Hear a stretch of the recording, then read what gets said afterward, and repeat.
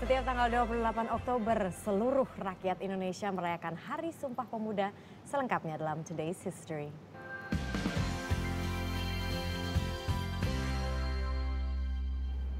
Tepat di tanggal 28 Oktober tahun 1928, para pemuda mengikrarkan Sumpah Pemuda pada Kongres Pemuda II di Jakarta. Kongres ini dihadiri para wakil organisasi kepemudaan Yong Java, Yong Batak, Yong Celebes, Yong Sumateranen Bon, Yong Islamiten Bon, Yong Ambon, dan pemuda-pemuda keturunan Cina. Peristiwa ini merupakan pengakuan para pemuda-pemudi Indonesia menjadi satu tanah air, satu bangsa, dan satu bahasa. Peristiwa inilah yang menandakan awal persatuan dan kesatuan bangsa Indonesia. Dalam kesempatan ini juga lagu Indonesia Raya karya W.R. Supratman pertama kali diperdengarkan. Lagu ini sempat dilarang pemerintah Belanda, tetapi para pemuda tetap menyanyikannya. Hari Sumpah Pemuda tiap tahunnya diperingati sebagai cara untuk menghormati, mengenang, dan menghayati makna Sumpah Pemuda dan mengenal lebih jauh perjuangan para pemuda pahlawan bangsa.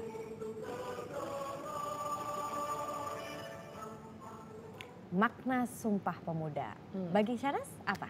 Harusnya kalau bagi saya dalam ya mungkin karena saya melihatnya juga kalau mungkin pemuda Indonesia saat ini gitu banyak sekali yang western minded gitu.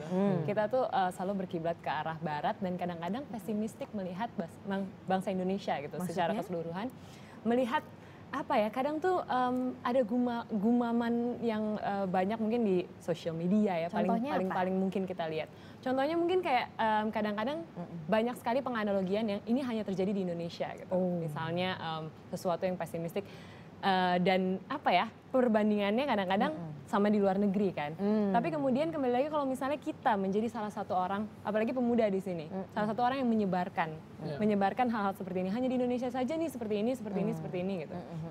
Sampai kapan kita harus mengubah mindset kita sebagai anak muda ya kan, untuk lebih saya mau Indonesia ke arah yang lebih positif. Jadi jangan lagi menyebarkan yang namanya pesan-pesan negatif, yang moralnya pesan-pesannya tuh menurut saya tuh kadang nggak perlulah pesimistik sama Indonesia seperti itu. Jangan melihat terus-terus ke arah yang jelek, tapi kadang tuh ke arah yang bagus gitu. Karena emang bener sih korupsi dan lain-lain tuh makin marak. Tapi kan kembali lagi kalau bukan kita siapa yang akan memperbaiki. Jadi kalau mau mengkritik, kritiknya membangun lah. Bener, gitu. Itu yang paling penting. Kalau untuk Marissa mungkin? Kalau saya itu tadi maksudnya korupsi. Jadi impian saya makna Sumpah Pemuda ini generasi muda kita akan mulai belajar gitu. Tidak mengenal apa yang namanya korupsi. Karena kalau misalnya kita bicara dengan ada dua tokoh waktu itu, saya sempat berbicara dengan Ketua KPK Abraham Samad. Dia itu mengatakan bahwa sekarang KPK itu sedang fokus pada pencegahan. Tidak hanya pada penindakan saja begitu. Jadi pencegahannya adalah dia datang ke sekolah-sekolah, ke universitas-universitas untuk mensosialisasikan gerakan anti korupsi. Karena suatu hari mimpi Pak Abraham Samad adalah, atau mimpi KPK itu adalah generasi ke depan itu ketika mendengar kata-kata korupsi, dia tidak akan mengerti apa itu sebetulnya korupsi. Karena sudah tidak terbiasa dengan hal itu. Karena dihapus dengan itu, gitu ya dari kamus bahasa Indonesia. Itu juga, dan juga kemarin Pak Anies Baswedan juga mengatakan hal yang sama. Makanya itu dia memberikan mata kuliah anti korupsi di Universitas Paramadina.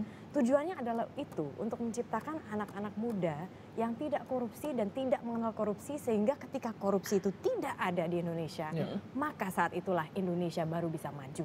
Amin, harus itu. Kalau saya sendiri mungkin mencoba untuk menerapkan ke diri saya sendiri adalah dengan hal-hal yang sangat sederhana sih. Jadi sebagai seorang pemuda, saya mau mengupayakan untuk hal-hal yang baik yang selalu saya lakukan, hal yang saya mungkin masukkan ke dalam tubuh saya. Jadi harapannya outcome-nya juga nanti akan baik gitu loh, akan positif.